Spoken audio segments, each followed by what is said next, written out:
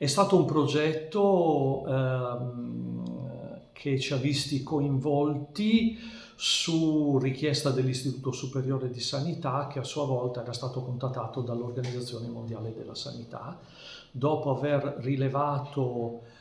in termini scientifici dei benefici significativi nella cura della depressione postpartum con la musicoterapia in termini gruppali. Quindi l'Istituto Superiore di Sanità ha chiesto alla ULSS 6 Euganea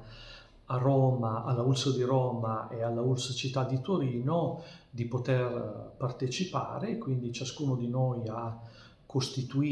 individuato circa 12 mamme sofferenti di depressione, ha costruito 3 gruppi, uno noi in quel di Este, uno a Torino e uno a Roma, e quindi abbiamo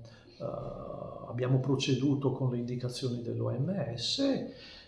misurando la condizione emotiva all'inizio degli incontri, nella prima giornata, e poi alla fine dei 10 incontri, e i benefici sono stati confermati anche in Italia,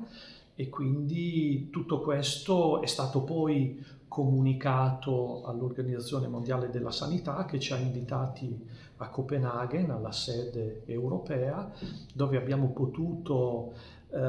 presentare i dati, e l'OMS ha chiesto anche la presenza di professionisti della salute provenienti da altri stati europei. I risultati italiani sono stati accolti con grande entusiasmo e hanno stimolato l'attivazione di ulteriori ricerche. Infatti adesso sono partiti in Norvegia, in Irlanda, in Austria per